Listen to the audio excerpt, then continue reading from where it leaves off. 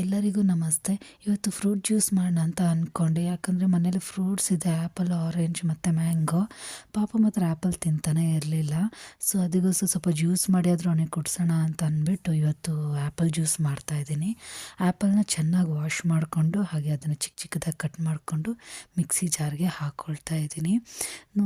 ಮೇಲ್ಗಡೆ ಸಿಪ್ಪೆ ಕೂಡ ಕೆಲವರು ತೆಗೆದು ಮಾಡ್ಕೊಳ್ತಾರೆ, ಬಟ್ ನಾನು ಅದು ಸಿಪ್ಪೆ ಥರ ಏನೂ ತೆಗೆದಿಲ್ಲ. ಸಿಪ್ಪೆ ಕೂಡ ಹಾಗೆ ಕಟ್ ಮಾಡ್ಕೊಂಡಿದ್ದೀನಿ. ನಿಮ್ಮ ಚಾಯ್ಸು, ಹೇಗೆ ಬೇಕೋ ಅದು ಹಾಕಿ ಮಾಡ್ಕೊಬೋದು. ಆನಂತರ ಇದಕ್ಕೆ ಎಷ್ಟು ಬೇಕೋ ಹಾಲನ್ನ ಆ್ಯಡ್ ಮಾಡ್ಕೊಬೇಕು. ನಾನು 3/4 ಗ್ಲಾಸಷ್ಟು ಹಾಲು ತೊಗೊಂಡಿದ್ದೀನಿ. ನಾನು ಇದಕ್ಕೆ 1.5 ಆ್ಯಪಲ್ನ ತೊಗೊಂಡಿದ್ದೀನಿ.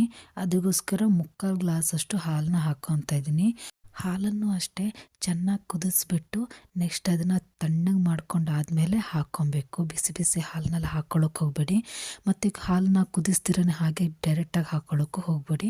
ಕುದಿಸಿದ್ರೆ ಒಳ್ಳೆಯದು. ಅದಕ್ಕೋಸ್ಕರ ಆನಂತರ ಇದಕ್ಕೆ ನಾನು 2.5 ಸ್ಪೂನಷ್ಟು ಬ್ರೌನ್ ಶುಗರ್ನ ಆ್ಯಡ್ ಮಾಡ್ಕೊತಾ ಇದ್ದೀನಿ. ನಾನು ಪ್ಯಾರಿಸ್ ಅವ್ರದ್ದು ಬ್ರೌನ್ ಶುಗರ್ ತರಿಸ್ತೀನಿ. ಇದು ಹೇಗಂದರೆ ನಾರ್ಮಲ್ ಸಕ್ಕರೆ ಥರ ಇರುತ್ತೆ, ಬಟ್ ಸ್ವಲ್ಪ ಕಲರ್ ಚೇಂಜ್ ಇರುತ್ತೆ. ಅದಕ್ಕೋಸ್ಕರ ಕೆಲವು ಬ್ರೌನ್ ಶುಗರ್ ಅಂದರೆ ಬೆಲ್ಲದ ಪೌಡ್ರ್ ಥರ ಸಿಗುತ್ತೆ, ಎಲ್ಲದು ಆರ್ಗ್ಯಾನಿಕ್ ಅಂತಾರೆ, ಹೆಲ್ತಿ ಅಂತಾರೆ. ನನಗೆ ಅಷ್ಟೊಂದು ಐಡಿಯಾ ಇಲ್ಲ ಇದ್ರ ಬಗ್ಗೆ. ಸೊ ನಾರ್ಮಲ್ ವೈಟ್ ಶುಗರ್ಗಿಂತ ಬ್ರೌನ್ ಶುಗರ್ ಬೆಟರ್ ಅಂತ ಹೇಳೋದ್ರಿಂದ ಪ್ಯಾರಿಸ್ ಅವ್ರು ತರಿಸಿದ್ದೀನಿ. ಅವ್ರ ಬ್ರ್ಯಾಂಡು ಸಕ್ಕರೆ ಇದರಲ್ಲೇ ಸ್ವಲ್ಪ ಕಲರ್ ಚೇಂಜಾಗಿ ಬರುತ್ತೆ, ಹೆಲ್ತಿನೂ ಅನಿಸುತ್ತೆ ನನಗೆ. ಅದಕ್ಕೋಸ್ಕರ ತರಿಸ್ಕೊಳ್ತಾ ಇದ್ದೀನಿ. ಅದು 2.5 ಸ್ಪೂನ್ ಹಾಕಿದ್ದೀನಿ.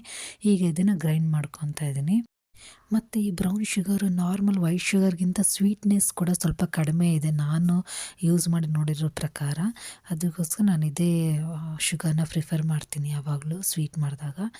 ಸೊ ಇದೀಗ ನಾನು ಟೇಸ್ಟ್ ಮಾಡಿ ನೋಡ್ತಾ ಇದ್ದೀನಿ, ಗ್ರೈಂಡ್ ಆಗಿದೆ, ಸ್ವೀಟು ಎಲ್ಲ ಕರೆಕ್ಟಾಗಿದೆ, ಏನು ಶುಗರ್ ಮತ್ತು ಆ್ಯಡ್ ಮಾಡೋದು ಬೇಡ, ಕರೆಕ್ಟಾಗಿದೆ ಟೇಸ್ಟು. ಸೊ ಅದಕ್ಕೋಸ್ಕರ ಇದನ್ನೀಗ ಗ್ಲಾಸಿಗೆ ಹಾಕ್ಕೊಂಡು ಕುಡಿಯೋದೆ. ತುಂಬ ಚೆನ್ನಾಗಿ ಬಂದಿದೆ ನಾನು ಟೇಸ್ಟ್ ಮಾಡಿ ನೋಡಿದಾಗ. ನೀವು ಕೂಡ ಸಿಂಪಲಾಗಿ ಮನೇಲಿ ಟ್ರೈ ಮಾಡಿ. ಮಿಲ್ಕ್ ಮೇಡ್ ಹಾಕೋದು, ಬೇರೆ ಏನೇನೋ ಹಾಕೋದು ಅದೆಲ್ಲ ಏನು ಹಾಕೋಕ್ಕೆ ಹೋಗಬೇಡಿ. ಸಿಂಪಲಾಗಿ ಮನೇಲಿ ಏನು ಅವೈಲೇಬಲ್ ಇರುತ್ತೋ ಅದರಲ್ಲೇ ಮಾಡ್ಕೊಳ್ಳಿ, ಹೆಲ್ತಿಯಾಗಿ ಮಾಡ್ಕೊಳ್ಳಿ. ನೀವು ಕೂಡ ಈ ರೆಸಿಪಿನ ಟ್ರೈ ಮಾಡಿ. ನಿಮಗೆ ಇಷ್ಟ ಆಗ್ತಾಯಿದ್ರೆ ನನ್ನ ಚಾನಲ್ ಕೂಡ ಸಬ್ಸ್ಕ್ರೈಬ್ ಮಾಡಿ. Thank you.